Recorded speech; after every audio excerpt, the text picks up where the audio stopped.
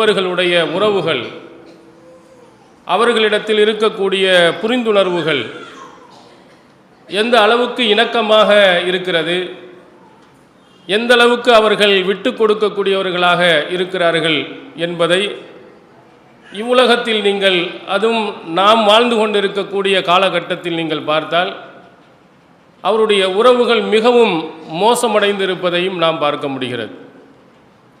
அடிக்கடி அவர்களுக்கு மத்தியில் சண்டைகள், பிரச்சனைகள், பிணக்குகள், தலாக்குகள், ஹுலா என்று ஏராளமான பிரச்சனைகள் ஒரு ஆண் பெண்ணுக்கு மத்தியில் தொடர்ந்து வந்து கொண்டு இருப்பதை நாம் பார்க்கிறோம்.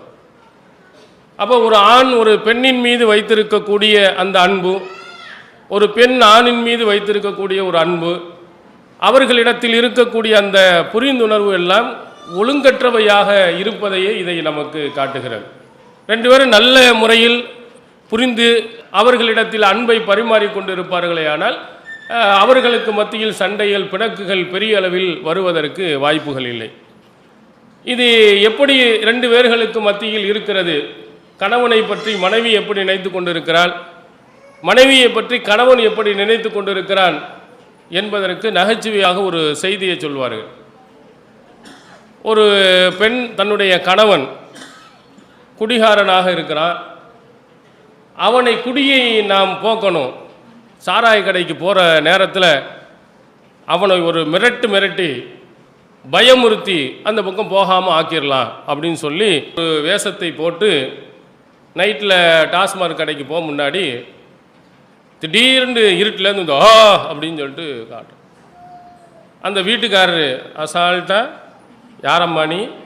ஓஹோ, பெரிய கவலை இருக்குது போல இருக்கு, வாமா உன்னுடைய அக்காவை தான் நான் வீட்டில் வச்சிருக்கிறேன், என்ன அவளோட நீனும் வந்து சேர்ந்து இருந்துக்க அப்படின்னு சொன்னதாக சொல்லுவாங்க. இன்னொரு புறத்திலே மனைவி கணவனை பற்றி எப்படி நினைத்து கொண்டு இருக்கிறாள், கணவன் வந்து பொண்டாட்டிட்ட சொல்லுகிறான், உன்னை எவ்வளவு அழகா இறைவன் படைத்திருக்கிறான், ஏன் அல்லாஹ் இப்படி படைச்சிருக்கிறான் அழகா அப்படின்னு கேட்கும்போது அவன் மனைவி சொல்லியிருக்கிறான், நீங்கள் என் மீது அன்பு கொள்வதற்கு தான். எவ்வளவு அற்புதமாக சமைக்கிற, நீ எவ்வளவு அழகாக சமைக்கிற, இந்த திறமையை ஏன் இறைவன் கொடுத்துருக்கிறான் அப்படின்னு திரும்ப கேட்கின்ற பொழுது, நீங்கள் பாசத்தோடு என்னோடு இருக்கிறதுக்காண்டி தான். அதுக்கடுத்து கேட்டிருக்கிறாப்புல, இவ்வளவு திறமைகளையும் கொடுத்து உடனே அடிமுட்டாளாக இறைவன் படைச்சிருக்கிறான். அப்போ உடனே அந்த மனைவி சொல்லியிருக்கிறா, நான் உங்களை காதலிக்கணுமா இல்லையா, உங்கள் மேலே அன்பு செலுத்தணுமா இல்லையா, எனக்கு அறிவு வந்து விட்டால் உங்களோட நான் வாழுவேனா அப்படின்னு இப்படி சொன்னதாக சொல்லுவாங்க. அப்போ ரெண்டு பேரையும் நீங்கள் பார்த்துருங்களே, ஆனால் ரெண்டு பேருடைய எண்ணமும் ஒரு நல்முறையில் இல்லாமல் இதன் காரணத்தினால்தான் என்ன செய்கிறது, ரெண்டு பேர்களுக்கு மத்தியில் பிரச்சனை, சண்டைகள் இப்படி ஏற்படுவதாக என்ன செய்கிறார் நம்ம கவனத்தில் செல்லும்போது பார்க்க முடிகிறது. அப்போ இந்த மாதிரி தான் ஒரு கணவன் மனைவிக்கு மத்தியில் சண்டையும் பிரச்சனைகளும் இப்படியே தான் ஓடிக்கொண்டிருக்குமா? ஒரு அன்போடும் பாசத்தோடும் ஒரு ஆண் பெண் வாழ முடியாதா என்று ஒரு கேள்வியை நாம் கேட்டால், நிச்சயமாக ரெண்டு பேருமே தன்னுடைய மனைவியை உயர்வாக சொல்லக்கூடிய கணவன் இருப்பான், தன் கணவன் உயர்ந்தவன் என்று சொல்லக்கூடிய மனைவியும் இருப்பாள். அப்படி ஒரு சிறந்த ஒரு முன்மாதிரியான வாழ்க்கையை வாழ முடியும் என்பதற்கு எடுத்துக்காட்டாக பல நபி தோழியர்கள் இந்த உலகத்தில் நமக்கு வாழ்ந்து சென்றிருக்கிறார். அதில் அல்லாஹ்வின் தூதர் அவர்கள் அதிகம் நேசித்த அன்னை ஹதீஜா ரலியல்லாஹு அன்ஹா அவர்கள், இவர்கள் தன்னுடைய வாழ்க்கையில் எப்படி நடந்திருக்கிறார்கள், தன்னுடைய கணவரிடத்தில் எப்படி நடந்தார்கள், நபி ஸல்லல்லாஹு அலைஹி வஸல்லம் அவர்கள் எப்படி நடந்தார்கள் என்பதை நீங்கள் ஒப்பிட்டு பார்த்தீர்களே ஆனால் அவர்களிடத்தில் இருந்த அந்த உறவு மிக உன்னதமானதாகவும் நமக்கு படிப்பினை பெறுவதற்குரியதாகவும் நாம் பின்பற்றுவதற்கு தகுதியானதாகவும் இருக்கும் என்பதை நாம் அறிந்து கொள்ள முடியும். ஹதீஜா ரலியல்லாஹு அன்ஹா அவர்கள் அல்லாஹ்வின் தூதர் அவர்களை விட 15 வயது கூடியவர்கள். ரசூல் ஸல்லல்லாஹு அலைஹி வஸல்லம் தான் வயது குறைவும், அவங்களுடைய மனைவி கூடுதல். ஆனால் பரவலாக நாம் பார்க்கும் பொழுது மாற்றமாகத்தான் இருக்கும், கணவருடைய வயது கூடுதலாகவும் மனைவியினுடைய வயது குறைவாகத்தான் இருக்கும். ரசூல் ஸல்லல்லாஹு அலைஹி வஸல்லம் அவருடைய முதல் மனைவி ஹதீஜா ரலியல்லாஹு அன்ஹா அவர்களுக்கு ஒரு 15 வயது கூடுதல். இவர்களை பற்றி வரலாற்றில் என்ன சொல்லியிருக்கிறார்கள், இவர்களுக்கு இருந்த சிறப்பு அம்சங்கள் என்ன அப்படின்னு நீங்கள் பார்த்தீர்களானால், அவர்கள் ரசூல் ஸல்லல்லாஹு அலைஹி வஸல்லம் இறை தூதராக வருவதற்கு முன்பாக மிக சிறப்புக்குரிய ஒரு பெண்ணாக அவர்கள் திகழ்ந்திருக்கிறாங்க. கானத் ஹதீஜா பின்த் ஹுவைலித் இம்ராஅத்தன் தாஜிரத்தன் தாத்த ஷரஃபின் வ மாலின். ஹதீஜா ரலியல்லாஹு அன்ஹா அவர்கள், ஹுவைலிதினுடைய மகள் ஹதீஜா அவர்கள் மிகவும் சிறப்பு மிக்கவராகவும் நிறைய பொருளாதாரங்களை வைத்திருந்தவராகவும் தொழில் அதிபராகவும் அவர்கள் இருந்திருக்கிறார். அன்றைய காலத்தில் தொழிலில் முன்னேறி பெரிய செல்வந்தர் சீமாட்டியாக இருந்த ஒருவர் என்று சொன்னால் அன்னை ஹதீஜா ரலியல்லாஹு அன்ஹா அவர்களை சொல்லுவாங்க. அவங்க மிகப்பெரிய ஒரு வியாபாரி, ரொம்ப தொழில்நுட்பங்களை நன்கு அறிந்தவர்களாக இருந்தாங்க. ஆண்களிடத்தில் இருந்த செல்வங்களை விட இவர்களிடத்தில் இருந்த செல்வங்கள் அதிகம். அவங்கள்ட்ட மாதிரி செல்வங்கள் வேறு யார்கிட்டையும் இருக்க முடியாதாம். வரலாற்று ஆசிரியர்கள் சொல்லுகிறார்கள், இப்போ யக்கூனு ஈருஹா கஆமத்து ஈரு குரைஷ். குரைஷ் குலத்தினுடைய ஒட்டகங்கள், வியாபார ஒட்டகங்களினுடைய அளவிற்கு ஹதீஜா நாயகி அவர்களிடத்தில் இருக்குமா. நம்ம என்னதுன்னா லாரிகளில் தான் சரக்குகளை ஏற்றி கொண்டு போவாங்க. இப்போ சென்னையில் உள்ள தொழிலதிபர்களுக்கெல்லாம் ஒரு 1000 லாரிகள் இருக்கிறது.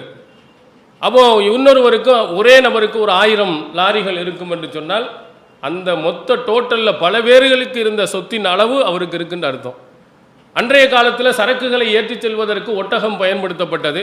அந்த சரக்கு ஒட்டகங்களில் குறைஷிகள்கிட்ட ஒட்டுமொத்த ஒட்டகத்தின் அளவு ஹதீஜா நாயகி அவர்களிடத்தில் இருக்கிறது என்றால் எவ்வளவு செல்வம் அவர்களுக்கு உமிழ்ந்திருக்குன்னு பாருங்கள். ஆனால் செல்வம் உள்ளே எவ்வாறுகளுக்கு வந்துச்சோ தலக்கணம் தெரியாமல் ஆட்டம் போடுவாங்க. யாரும் கண்டிக்க முடியாது, யாரும் கேட்க முடியாது. பொருளாதாரத்தில் மிஞ்சி விடுவார்களானால் ஆண்களாக இருக்கட்டும் பெண்களாகட்டும் எது வேணாலும் செய்வார். நீங்கள் பார்த்தீர்களானால் பொருளாதாரத்தில் மிஞ்சியவர்கள் தான் கிளப்பில் போய் ஆட்டம் போடுறான். சாராய கடையில், டாஸ்மாக் கடையில் இருக்க மாட்டான். ஆனால் பெரிய பார்களில் 5 ஸ்டார் 3 ஸ்டார் இந்த மாதிரி ஸ்டாரில் போய் அங்கே போய் மது பெண்ணு எல்லா விஷயத்திலையும் போய் என்ன செய்வான், தவறாக நடப்பான். காரணம் பணம் இருப்பதுனால எதையும் நம்ம வாங்கிக்கலாம். போலீஸ் பிடிக்க மாட்டான், போலீஸ் பிடித்தாலும் பணத்தை கொடுத்துடலாம். நமக்கு உள்ள செல்வத்தை பயன்படுத்தி எந்த தவறிலிருந்து மீண்டு வந்து விடலாம் என்ற ஒரு தைரியம் அவனுடைய உள்ளத்தில் வந்துடும். அதனால் கெட்ட செயல்களை அதிகமாக பொருளாதாரங்கள் அதிகம் படைத்தவர்கள் நிறைய செய்வதை பார்க்கலாம். இந்த மாதிரி ஹதீஜா ரலியல்லாஹு அன்ஹா அவங்க பொருளாதாரத்தில் குறைஷுகள் அளவுக்கு ஒரு பெரும் செல்வந்த சீமாட்டியாக இருந்த, அவ்வளவு பொருளாதாரத்தை வைத்து அவங்கள்ட்ட ஒரு கெட்ட செயல்பாடுகள் ஏதாவது இருக்கிறதா என்று சொன்னால் நம்ம ஆச்சரியப்படக்கூடிய அளவுக்கு துதுஆஃபில் ஜாஹிலியத்தி அத்வாஹிரா, அறியாமை காலத்தில் ஹதீஜா நாயகி அவர்களுக்கு கொடுக்கப்பட்ட பட்ட பெயர் அழைக்கப்பட்டது தாஹிரா. தாஹிரான்னு சொன்னால் தூய்மையானவள், பரிசுத்தமானவள், ஒழுக்கமிக்கவளாக அவர்கள் அன்றைய காலத்தில் அவர்கள் வாழ்ந்த காரணத்தினால், ஒழுக்கத்தில் அவர்கள் உயர்ந்து இருந்த காரணத்தினால் அன்றைய காலத்து அறியாமை காலத்து மக்கள் அவங்களுக்கு ஒழுக்கமிக்க பெண்மணி என்று அழகாக சொன்னார்கள். ஆனால் அன்றைய காலத்தில் நீங்கள் பார்த்த ஷிர்க் பித்அத்துகள் எவ்வளவு கொடிகட்டி பறந்ததோ அதே அளவுக்கு விபச்சாரமும் நிறைய பரவி இருந்தது. அந்த திருமணம் இல்லாத உறவுகள் எல்லாம் சர்வசாதாரணமாக இருந்தது. ஆனால் இவங்க பெரிய கோடீஸ்வர பெண்மணியாக இருந்த இவர்கள் அந்த காலகட்டத்திலேயே தூய்மையானவர்களாக, சுத்தமானவர்களாக, மக்கள் அனைவர்களும் தூய்மையான பெண்மணி என்று சொல்லும் அளவிற்கு தங்களுடைய வாழ்க்கையை அமைத்திருக்கிறாங்க. அதனால் பொருளாதாரங்கள் எப்பொழுதெல்லாம் வருகிறதோ அப்போ நம்ம வழி தவறி விடாமல் நம்ம தூய்மையானவர்களாக இருக்க வேண்டும் என்பதை அன்னை ஹதீஜா ரலியல்லாஹு அன்ஹா அவர்களிடத்திலிருந்து நாம் பெறலாம். அவங்க ஆரம்ப காலத்து இஸ்லாத்தை ஏற்பதற்கு முன்பும் இஸ்லாத்தை ஏற்றதற்கு பின்பும் ரெண்டிலேயும் அவர்கள் மிகச்சிறந்த பெண்மணியாக இருந்தார். நபி ஸல்லல்லாஹு அலைஹி வஸல்லம் அவர்கள் அழகாக சொல்வார்கள், துன்யா மத்தாவுன் ஹைர் மத்தா துன்யா அல் மர்அத்து சாலிஹா. இந்த உலகம் ஒரு சிறந்த இன்பத்திற்குரிய பொருள்களா, அதிலேயே மிகச்சிறந்த ஒரு செல்வம் இருக்கிறது என்று சொன்னால் நல்லொழுக்கம் உள்ள பெண்மணி என்று சொன்னார். இந்த உலகமே மிகப்பெரிய ஒரு செல்வம், அந்த செல்வத்திலேயே மிகச்சிறந்த ஒரு செல்வமாக இருக்கிறன்னா நல்லொழுக்கம் உள்ள ஒரு பெண்மணியாக ஒருவள் இருந்து விட்டால் அவள் தான் நமக்கு கிடைத்திருக்கக்கூடிய மிகப்பெரிய ஒரு செல்வம். பணம் பொருளாம் வேறு எதுவுமே நமக்கு முக்கியமல்ல. நம்முடைய பிள்ளைகள், நம்முடைய மனைவிமார்கள், நம்முடைய சகோதரிகள் நல்லொழுக்கம் உள்ள பெண் என்று பெயர் எடுத்து விட்டால் அந்த மாதிரி அவங்க நடந்துட்டாங்கன்னா நம்ம உலகத்தையே வாங்கிவிட்டதை போன்று. இப்படி அல்லாஹ்வின் தூதர் அவர்கள் அழகான ஒரு அறிவுரையை இந்த சமுதாய மக்களுக்கு சொன்னாங்க. சொன்னவர்கள் அடுத்து சொன்னார்கள், புகாரில் இடம்பெறுகிறது, ஹைரு நிசாயிஹா மரியம இப்னத் இம்ரான் வ ஹைரு நிசாயிஹா ஹதீஜா. பெண்களிலேயே சிறந்த பெண்மணி யாருண்டா? இம்ரானுடைய மகள் மரியம் அலைஹிஸ்ஸலாம். அடுத்து ரெண்டாவதாக சொன்னாங்க ஆரம்ப காலத்தில். அடுத்து சொல்கிறார்கள் பெண்களிலேயே சிறந்தவர்கள் ஹதீஜா ரலியல்லாஹு அன்ஹா. ஆரம்ப காலத்தில் செல்வத்திலே அதிகமாக இருந்த திமுரும் ஆணவமும் அகம்பாவும் நிறைஞ்சு கிடக்கும். அப்படி இருக்கக்கூடிய கட்டத்தில் அல்லாஹ்வின் தூதர் அவர்களுடைய வார்த்தையில் வருகிறது, சிறந்த ஒரு பெண்மணி யார் என்றால் அன்னை ஹதீஜா ரலியல்லாஹு அன்ஹா. யாருமே திருமணம் முடிக்கின்ற பொழுது தன்னை விட ஒரு 15-20 வயதுக்கு மூத்தவர்களை என்ன செய்ய தேர்ந்தெடுத்து முடிக்க மாட்டாங்க. யார் முடிப்பாங்கன்னா கிடைக்காத நேரத்தில் சரி நம்மளை யாரும் முடிக்க மாட்டேங்கிறான், ஏதோ கலடகட்டை ஏதாவது முடிச்சுட்டு போவோம் அப்படின்னு முடிக்கலாம் போகலாம். இவர்கள் 25 வயது, அழகான தோற்றம் உள்ளவர்கள், நல்லொழுக்கம் உள்ளவராக திகழ்ந்தவர்கள். அன்றைய காலகட்டத்தில் அப்துல் முத்தலிப் என்று சொல்லக்கூடிய பெரிய தலைவருடைய பேரர், அப்துல்லாவுடைய மகன், நல்ல பெயரெடுத்த ஒரு இளைஞராக இருந்த ரசூலுல்லாஹி ஸல்லல்லாஹு அலைஹி வஸல்லம் அவர்கள் 40 வயது உள்ள ஒரு பெண்மணியை தேர்ந்தெடுக்கிறாங்கன்னு சொன்னால் அவங்க பொருளாதாரத்துக்காக அல்ல, அவர்களிடத்திருந்த ஒழுக்கத்திற்காக, அந்த தூய்மைக்காக வேண்டி அல்லாஹ்வின் தூதர் அவர்கள் வயது முதிர்ந்தவர்களாக இருந்தாலும் அவர்களை அல்லாஹ்வின் தூதர் அவர்கள் தேர்ந்தெடுத்தார். அவங்க தேர்ந்தெடுத்ததற்கு ஏற்றவாறு அவருடைய நடவடிக்கை அனைத்தும் அப்படியே அமைஞ்சது. ரசூல் ஸல்லல்லாஹு அலைஹி வஸல்லம் அவர்களுக்கு எல்லா விதமான உதவிகளையும் அந்த செல்வ சீமாட்டி அவர்கள் செஞ்சிருக்கிறாங்க. ரசூல் ஸல்லல்லாஹு அலைஹி வஸல்லம் ஹிரா குகையில் போய் தியானித்து கொண்டு இருந்தாங்க. பல நாட்கள் போயிட்டு வந்துட்டு இருந்தாங்க. அவள் போய் கொண்டு வருகின்ற பொழுது இந்த உணவுகளை எல்லாம் எடுத்து கொண்டு செல்லும் வேலையை அன்னை ஹதீஜா ரலியல்லாஹு அன்ஹா அவங்க செஞ்சிருக்கிறாங்க. சஹீஹ் புகாரியில் இடம்பெறுகிறது. ரசூல் ஸல்லல்லாஹு அலைஹி வஸல்லம் அவர்களிடத்தில் ஜிப்ரீல் அலைஹிஸ்ஸலாம் சொல்கிறார், யா ரசூலுல்லாஹ் ஹாதி ஹதீஜா, இறை தூதரே இந்த ஹதீஜா வருகிறார்கள். கத அத்தத்து மாஹா இனாவுன் ஃபீஹி இதாமுன் அவு தாமுன் அவு ஷராபுன். அவங்களுடைய கையில் பாத்திரம் இருக்கிறது, அதில் உணவோ குழம்போ அல்லது தண்ணீரோ எதையே கொண்டு வருகிறார்கள் பாருங்கள் என்று ஜிப்ரீல் அலைஹிஸ்ஸலாம் அவர்கள் சொன்னதாக சஹீஹ் புகாரியில் பதிவு செய்யப்பட்டிருக்கிறார். இங்கே உணவை தயார் செய்து ஒரு இடத்தில் இருந்து இன்னொரு இடத்திற்கு அல்லாஹ்வின் தூதர் அவர்களுக்காக பாத்திரங்களில் இருந்து எடுத்துக்கொண்டு போய் அவர்களுக்கு கொடுக்குறாங்க. பரவலாக நாம் இருந்தால் என்ன செய்வோம்? போங்க, இந்த வர்ற வழியில் அங்கே ஒரு ஹோட்டல் இருக்குது, நல்லா இருக்குமா, அதை போய் வாங்கிட்டு வாங்க, 2 பேர் சாப்பிட்டுக்கலாம். கொஞ்சம் தலைவலின்னு வந்தா, ஒரு வயிற்று வலின்னு வந்தா, இப்படி செய்யக்கூடிய நிறைய பெண்மணிகளும் இருக்கிறாங்க. இவருக்கு கொண்டு போய் இங்கேருந்து பல்லாவரத்தில் கொண்டு போய் அங்கே உட்காந்துட்டு இருப்பார். இவர் சாப்பாடை தூக்கிட்டு போய் அங்கே போய் கொடுப்போமா? ஏன் பல்லாவரத்தில் உங்களுக்கு ஹோட்டலே கிடையாதா? தாம்பரத்தில் உங்களுக்கு ஹோட்டலே கல்லில் படலையா? நாங்கள் தூக்கிட்டு அங்கேருந்து வரணுமாக்குன்னு நம்ம கேட்போம். ஆனால் அங்கே அல்லாஹ்வின் தூதர் அவர்களுடைய மனைவி அவங்க செல்வ சீமாட்டி, என்னுடைய கணவர் நான் சமைத்த உணவைத்தான் என்ன செய்யணும், சாப்பிட வேண்டும் என்பதில் அவர்கள் உறுதியாக இருந்து உணவுகளை எல்லாம் அவர்களுக்கு கொண்டு போய் தன்னுடைய கணவருக்காக வேண்டி என்ன உதவிகள்லாம் செய்யணுமோ அவ்வளவும் செஞ்சாங்க. ரசூல் ஸல்லல்லாஹு அலைஹி வஸல்லம், ஏழை, நான் பெரிய பணக்காரை, என்கிட்ட தான் அவர் வேலை செய்யணும், அவர் தான் எனக்கு சமைச்சு தரணும் என்றெல்லாம் அவர்கள் நினைக்கல. ஹதீஜா நாயகி அவர்கள் இறுதி வரையிலையும் அல்லாஹ்வின் தூதர் அவர்களுடைய மனைவி என்பதை எண்ணி பணக்காரங்கிறதை மறந்தாங்க. அவங்களுக்கு செய்ய வேண்டிய எல்லா பணிவிடைகளையும் அழகான முறையில் அவர்கள் செய்திருக்கிறாங்க. இது ஒரு செய்தியை நாம் பார்க்கிறோம். திருமணம் எதற்கு அப்படிங்கிறதுக்கு அல்லாஹு தஆலா சொல்கிறான், வமின் ஆயாத்தி அன் ஹலக்கலக்கும் மின் அன்ஃபுசிக்கும் அஸ்வாஜன் லி தஸ்குனு இலைஹா வஜால பைனக்கும் மவத்தத்தம் வரஹ்மா. அல்லாஹ்வுடைய அத்தாட்சிகளில் இருந்து உள்ளது, உங்களிலிருந்தே உங்களுக்கு ஒரு துணையை அல்லாஹ் படைத்திருக்கிறார். எதற்கு படைத்தான் என்று சொன்னால், அவர்களிடத்திலிருந்து நீங்கள் ஆறுதல் பெறுவதற்காக, அமைதி பெறுவதற்காக உங்களுக்கு மனைவியை நாம் படைத்திருக்கிறோம். உங்கள் இருவருக்கு மத்தியில் அன்பையும் பாசத்தையும் நாம் உருவாக்கியிருக்கிறோம் என்று அல்லாஹ் தஆலா சொல்கிறார். ஆனால் இன்று உண்மையான மனைவியாக இருக்கின்ற பட்சத்தில் அல்லாஹ்வினுடைய சொல் உண்மையாக இருக்கும். போலியான உறவாக இருக்கின்ற பட்சத்தில் பெரும்பாலும் என்ன செய்வதில்லை, சண்டைகள் சச்சரவுகள் நிறைய இருப்பதை பார்க்கலாம். அவங்க ஹிரா குகையில் இருக்கிறாங்க. மக்காவிலிருந்து ஏறத்தாழ ஒரு 3 மைல் தொலை இருக்கும். அங்கே சென்று விட்டு ரசூல் ஸல்லல்லாஹு அலைஹி வஸல்லம் அவர்கள் ஜிப்ரீல் அலைஹிஸ்ஸலாம் அவங்கள பார்த்துடுறாங்க. பார்த்துட்டு அவர்களை கட்டி அணைத்து இக்ரா பிஸ்மி ரப்பிக்கல் லதீ ஹலக் என்று சொல்ல அந்த வசனங்களை ஓதி காட்டியவுடன் யார் எது என்று அவருக்கு புரியாமல் அல்லாஹ்வின் தூதர் அவர்கள் பயந்து போய் நடுங்கியவர்களாக கதீஜா நாயகி அவர்களிடத்திலே வருகிறார்கள், ஓடி வருகிறார்கள். ஜம்மிலூனி ஜம்மிலூனி, என்னை போர்த்துங்கள் என்னை போர்த்துங்கள் அப்படின்ட்டு பயந்து நடுங்கியவர்களாக வந்தவுடன் அவர்கள் போர்த்தப்படுகிறார்கள். அவர்களிடத்தில் உடல்நலம் ரொம்ப ஒரு மாதிரியாக இருப்பது என்பார்கள். அவங்க சாதாரண நிலையை அடைய வேண்டும் என்பதற்காக அமைதியாக கதீஜா ரலியல்லாஹு அன்ஹா அப்படியே அமைதிப்படுத்துகிறார்கள். அமைதிப்படுத்தியதற்கு பிறகு கேட்குறாங்க, என்ன விஷயம்? இப்படி ஜிப்ரீல் வந்தார், ஜிப்ரீல்னா ஒருவர் வந்தார், வந்து கட்டி இறுக அணைத்தார், இக்ரா பிஸ்மி ரப்பிக்கல் லதீ என்று சொன்னார், நான் பயந்து நடுங்கி விட்டேன்னு சொன்னார். இந்த மாதிரி நம்முடைய கணவர் உங்களுக்கு சொன்னால் என்ன செய்வீங்க? நான் போனேன், ஒரு கபஸ்தானுக்கு ஒரு அடக்கம் செய்வதற்காக போனேன், அங்கே ஏதோ ஒரு மாதிரியை தெரிஞ்சு எனக்கு ஒரு மாதிரி ஆயிடுச்சு அப்படின்னா உங்களுக்கு தேவையில்லாத வேலை எதுக்குங்க? போனோமா, கடைக்கு போனோமா, வியாபாரம் செஞ்சோமா, பணத்தை எடுத்து வந்தால் வீட்டுக்கு வந்து தொலைய வேண்டியதானே. சுடுகாட்டுக்கு போனால் குத்துது குடையுதுன்னு ஏன் நீங்கள் சொல்லிட்டு இருக்கீங்கன்னு நம்ம சொல்லுவோம். அல்லது ஒரு போராட்டத்துக்கு போனார், வந்தார், பிரச்சனை ஆயிடுச்சு, சண்டை ஆயிடுச்சு.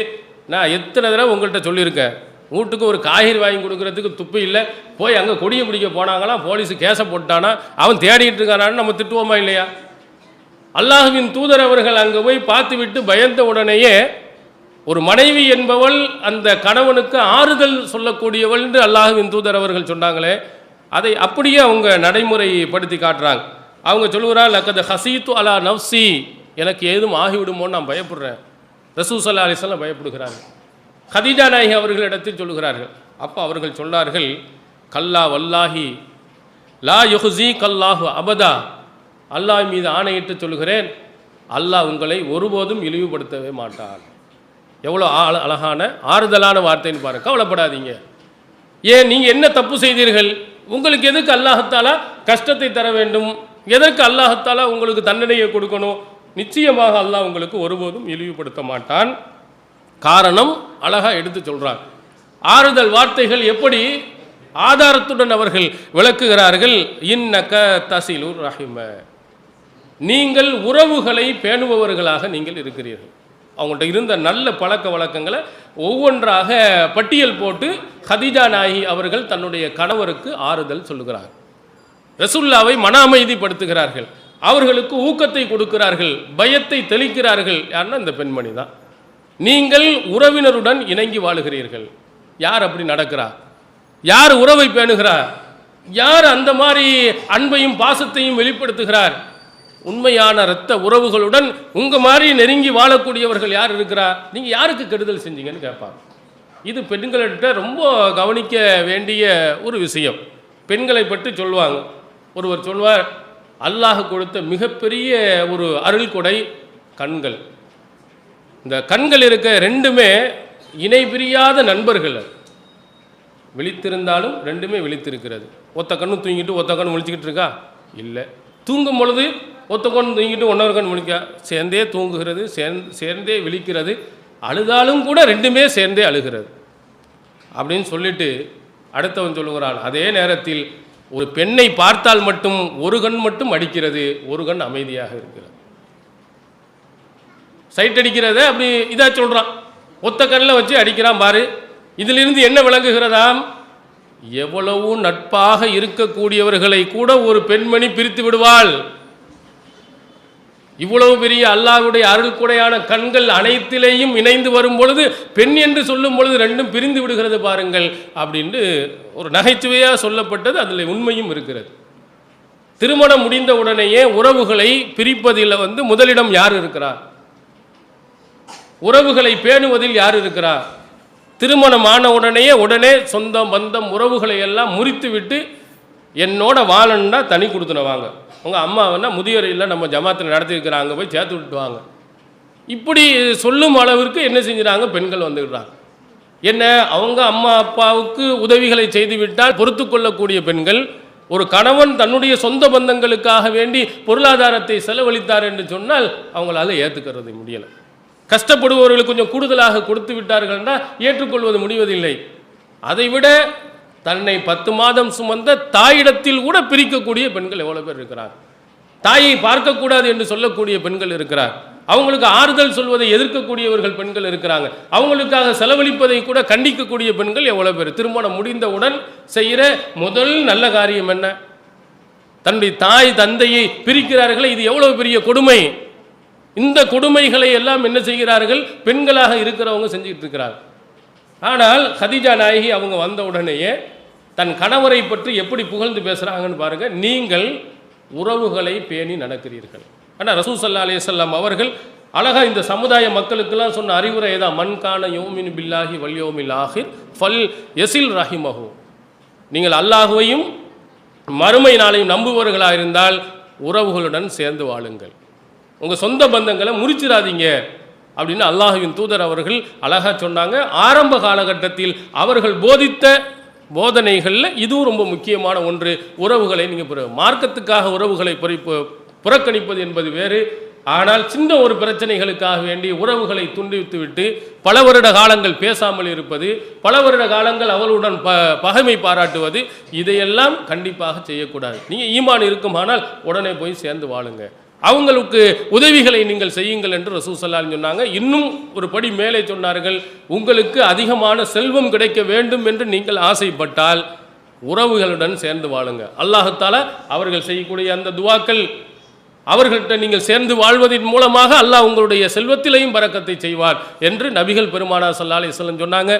இன்னும் கூடுதலாக இன்னொரு விஷயத்தையும் சொன்னார்கள், நீங்கள் செய்யக்கூடிய தர்மம் உங்கள் உறவினர்களுக்காக இருந்தால் உங்களுக்கு 2 நன்மை இருக்குது, டபுள் கூலி இருக்குது.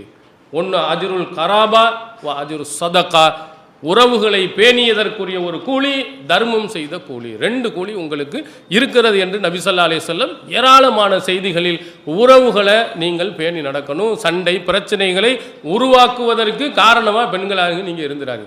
அவங்களுடைய கணவருடைய பெற்றோர்கள்லேருந்து பிரிவதற்கு, அவங்க உறவினர்கள் பிரிவதற்கு நீங்கள் காரணமாக இருந்தீர்களானால் நிச்சயமாக அல்லாஹ்விடத்தில் மிகப்பெரிய ஒரு குற்றவாளிகளாக நீங்கள் என்ன செய்வீர்கள்? ஆளாகி விடுவீங்க.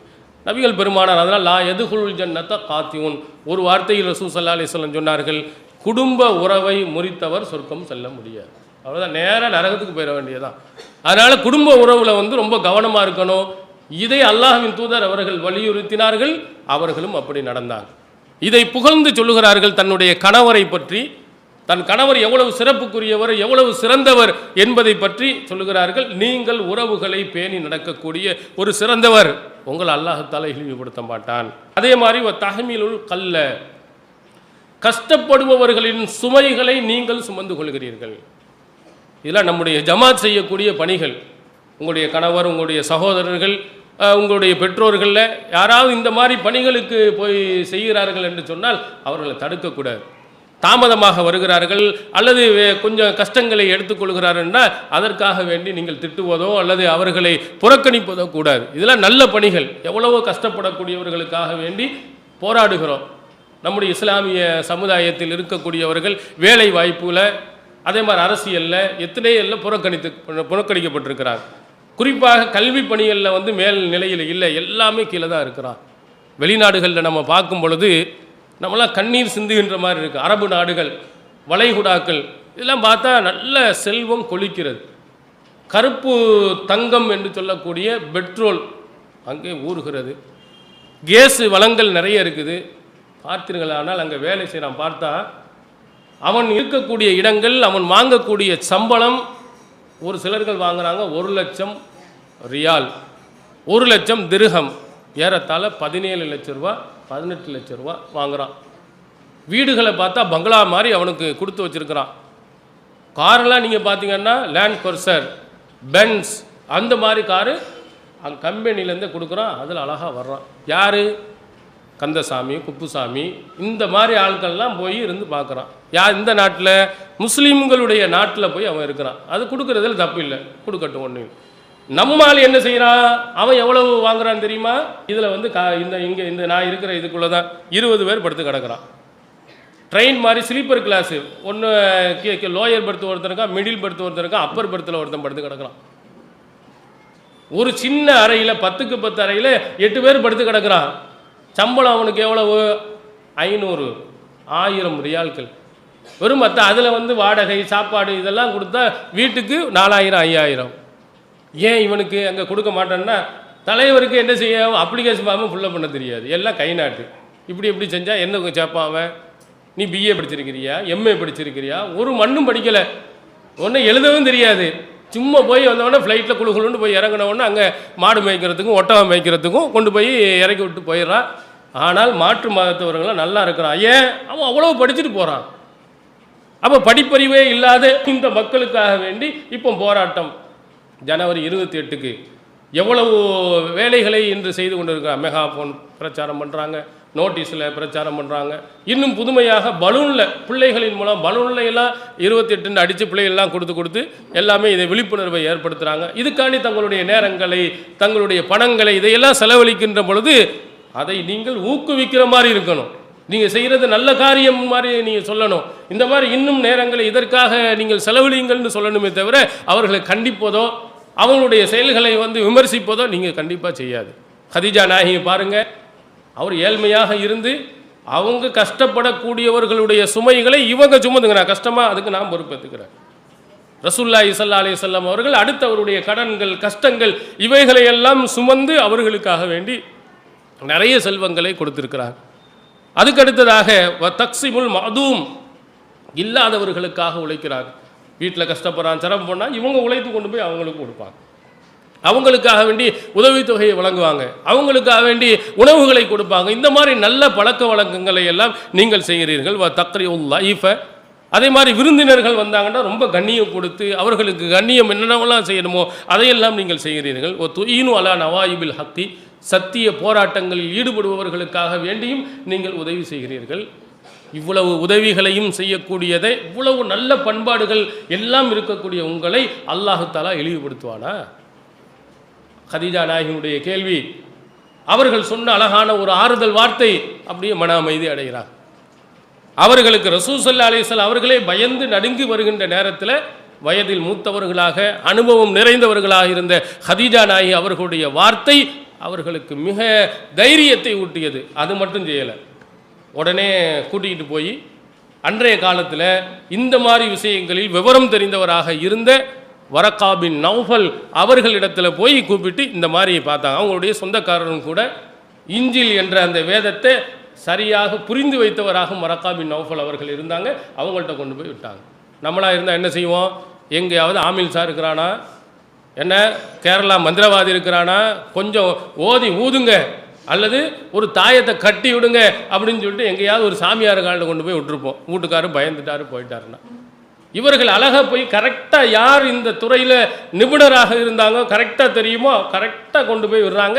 வரக்கா பின் நௌஃபல் அவர் அழகாக கரெக்டாக சொன்னார், மூசா அலைஹிஸ்ஸலாம் அவர்களிடத்தில் வந்த நாமூஸ் என்று சொல்லக்கூடிய ஜிப்ரீல் தான் உங்களிடத்தில் வந்தவர். நீங்கள் இறை தூதராகுவீர்கள்.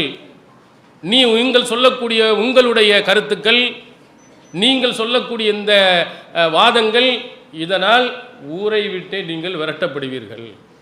அப்படி ஒரு நிலைமை இருக்குமானால் நிச்சயமாக என்னுடைய உதவி உங்களுக்கு இருக்கும் என்று இறை தூதர் என்பதை அங்கேயே நிரூபித்தார். அங்கே அழகான முறையில் வரக்கா பின் நௌஃபலின் மூலமாக இறை தூதர் என்பதை நிரூபிக்கக்கூடிய ஒரு வாய்ப்பை கதீஜா நாயகி அவர்கள் செய்கிறார். செய்துவிட்டு கதீஜா நாயகி அவர்கள் இந்த இறை தூதருடைய இந்த கொள்கையை அப்படியே ஏற்றுக்கொண்டார். ஆரம்ப காலகட்டத்தில் இஸ்லாத்தை ஏற்றவர்கள் 2வது நபர் என்று கூட நாம் சொல்லலாம். வரக்கா பின் நௌஃபல் தான் ஃபர்ஸ்ட் ஏற்றுக்கிறார். அவர் தான் நீங்கள் இறை தூதர் என்று சொல்கிறார். இந்த மாதிரி நிலைமை வருமானால் நிச்சயமாக என்னுடைய முழு ஒத்துழைப்பு உங்களுக்கு இருக்கும் என்று சொன்னார். அதற்கடுத்து அதை ஏற்றுக்கொண்டவர்களில் அன்னை கதீஜா ரலியல்லாஹு அன்ஹா அவர்களை சொல்லலாம். அந்த செய்தி தெரிந்த உடனே அவங்க ஏற்றுக்கிறாங்க. அந்த செய்தியை கேட்டு அவர்களும் இஸ்லாத்தை தழுவுகிறார்கள். இஸ்லாத்தின் கொள்கையை அவர்கள் ஏற்றுக்கொள்கிறார்கள். அம்மார் ரலியல்லாஹு அவர்கள் சொல்கிறார்கள், சஹீஹ் புகாரியில் இடம்பெறுகிறது, ராய்து ரசூலுல்லாஹி ஸல்லல்லாஹு அலைஹி வஸல்லம் வமா மஅஹு இல்லா ஹம்ஸத அபுதின் வம்ரஅதானி வ அபூபக்கர்.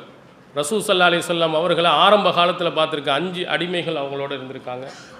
2 பெண்கள் இருந்திருக்கிறாங்க, அபூபக்கர் அவர்கள் இருந்திருக்கிறாங்க. அதில் 2 பெண்கள் யார் என்று வரலாற்று ஆசிரியர்கள் ஹதீஸ் நூல் விரிவுரையாளர்கள் சொல்கிறாங்க. ஒன்று கதீஜா ரலியல்லாஹு அன்ஹா, 2வதுல கருத்து வேறுபாடு கொள்கிறார்கள். உம்மு ஐமன் என்று சிலர் குறிப்பிடுகிறார்கள், சிலர்கள் சுமையா ரலியல்லாஹு அன்ஹா என்று சொல்கிறார். ஆனால் ஆரம்ப காலகட்டத்தில் இஸ்லாத்தை ஏற்றவர்களில் ஹதீஜா நாயகி.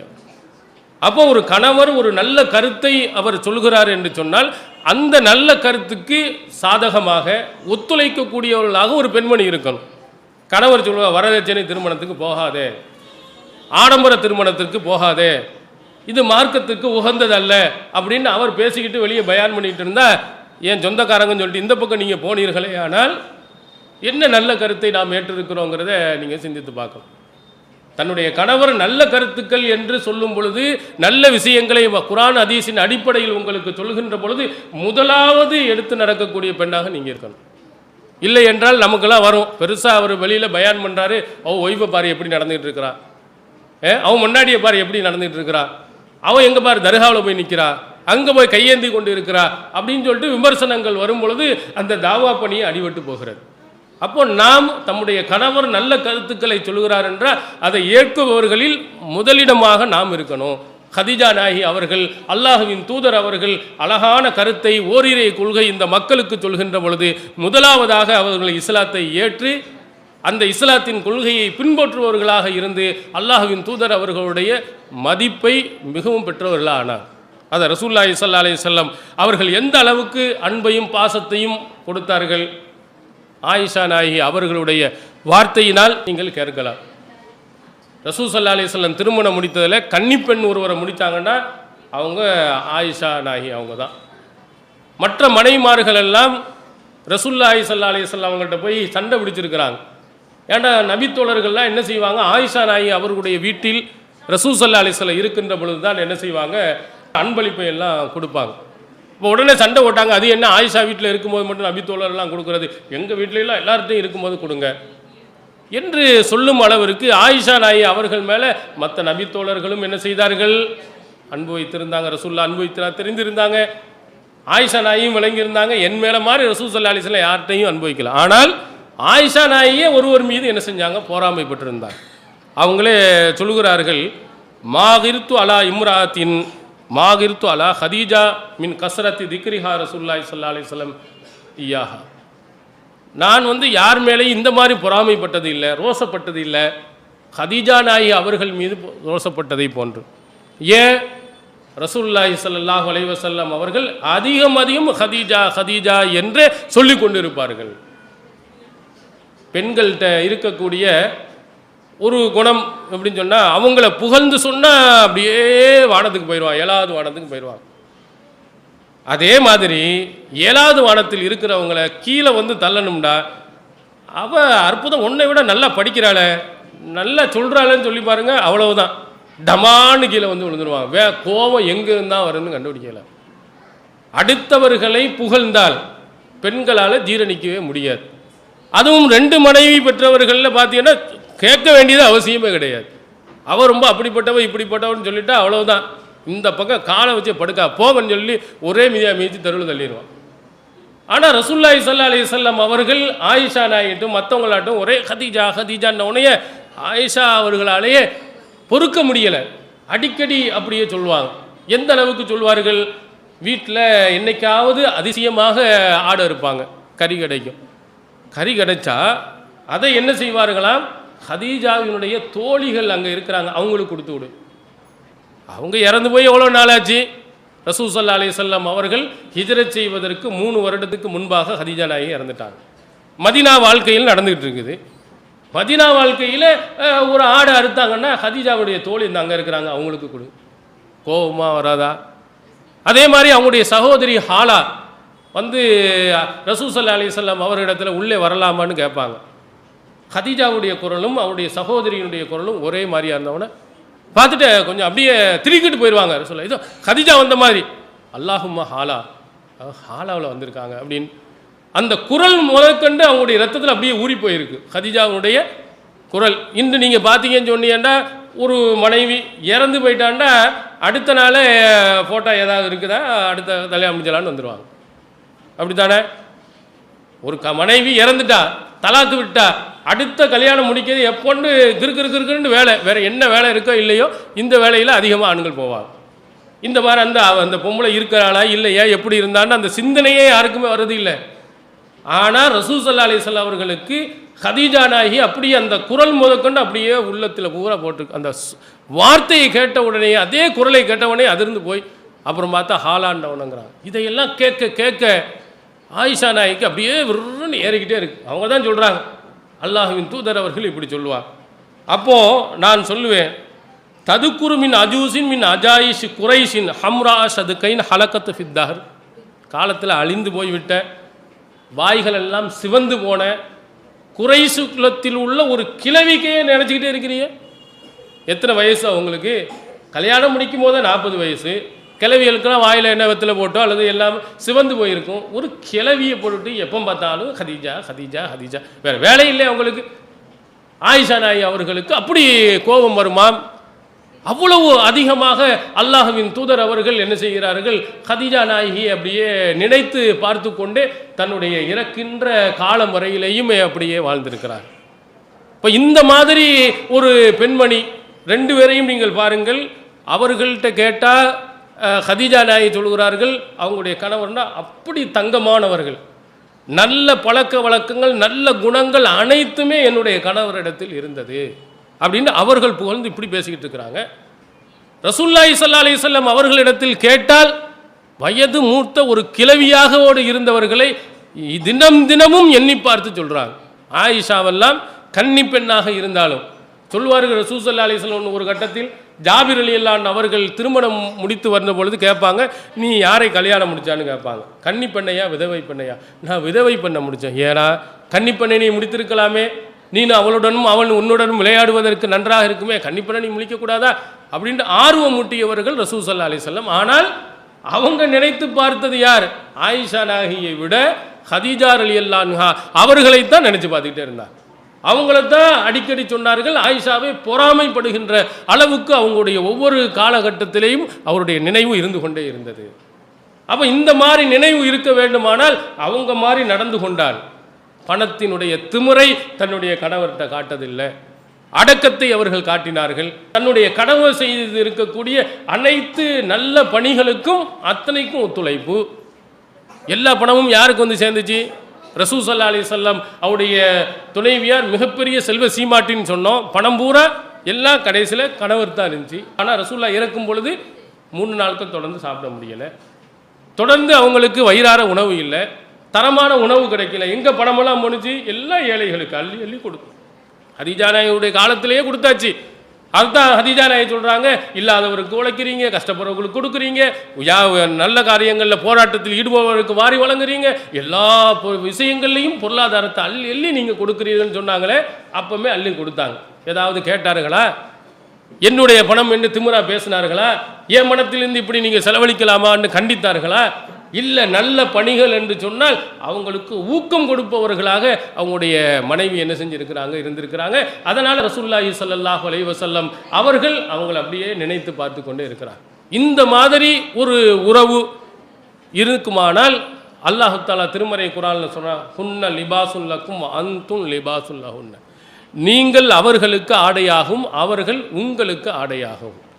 ஒரு இலக்கியம் சுவை நிறைந்த அற்புதமான ஒரு வாசகத்தில் அல்லாஹ் தஆலா கணவன் மனைவி பற்றி சொல்லும்போது ஆடை என்று சொல்கிறான். ஏன்னா ஆடைக்கும் உடலுக்கும் பார்த்திங்கன்னா 2க்கும் இடையில் யாருமே கிடையாது. இந்த சட்டை என்றால் இந்த உடல் அவ்வளவு ஒட்டி கொண்டு இருக்கிறது, சேர்ந்து இருக்கிறது. நம்முடைய உடலில் எவ்வளவோ முக்கியமான விஷயங்களை இது மறைக்கிறது, எவ்வளவோ உதவிகளை இந்த ஆடைகள் நமக்கு செய்கிறது. அந்த மாதிரி கணவன் மனைவி 2 பேருமே என்ன செய்ய வேண்டும்? அவ்வளவு நெருக்கமாக. தமிழில் அழகாக சொல்லுவாங்க, நகமும் சதையும் போன்று. நகமும் சதையும் எப்படி இணைந்திருக்குமோ அது மாதிரி இருக்க வேண்டும் என்று சொல்வார்கள். அந்த மாதிரி ரசூலுல்லாஹி ஸல்லல்லாஹு அலைஹி வஸல்லம் கதீஜா நாயகி அவர்களும் இருந்த காரணத்தினால்தான் பெண்களிலேயே சிறந்தவர்களாக, உயர்ந்தவர்களாக, மதிப்பு மிக்கவர்களாக யார் இருந்திருக்கிறான்னா கதீஜா இருந்தார்கள் என்று அல்லாஹ்வின் தூதர் அவர்கள் வார்த்தையினாலே சொல்லிவிட்டு போனார்கள். ஆயிஷா நாயகி அவர்கள் கேட்கின்ற பொழுது, அல்லாஹ் உங்களுக்கு எவ்வளவோ சிறந்த பெண்களை தந்திருக்கிறான்னு கேட்கும்போது, இல்லை அவங்க அளவுக்கு தரலை அப்படின்னு சொல்லிட்டாங்க. அவங்க அளவுக்கு யாரையும் அல்லாஹ் தஆலா கொடுக்கல. அந்த அளவுக்கு சிறப்புக்குரிய பெண்ணாக, செல்வ சீமாட்டியாக இருந்தவர்களாக அல்லாஹ்வின் தூதர் அவர்கள் சொன்னாங்க. இதை நீங்கள் கவனத்தில் கொண்டு, எவ்வளவு நல்ல பண்பாடு அவங்கள்ட்ட இருந்த நல்ல பழக்கம் என்ன, பணக்காரர் என்ற திமிர் அவர்கள்ட்ட இருந்ததில்லை. நல்ல பழக்க வழக்கங்கள் அனைத்துக்கும், நல்ல செயல்களுக்கும் தன் கணவனுக்கு உறுதுணையாக இருந்தார்கள். தன்னுடைய பொருளாதாரத்தை அனைத்தையும் செலவழித்தாங்க. அதே மாதிரி கணவனுக்கு மூலமாக இருக்கக்கூடிய உறவுகளை பிரிக்கக்கூடிய ஒரு மோசமான வேலைகளை அவர்கள் செய்யவில்லை. இந்த மாதிரி நல்ல பழக்கங்கள் கணவனிடத்திலேயும் மனைவியிடத்திலேயும் இருக்கும் பொழுது நிச்சயமாக அந்த உறவுகள் நல்ல உறவாக இருக்கும்.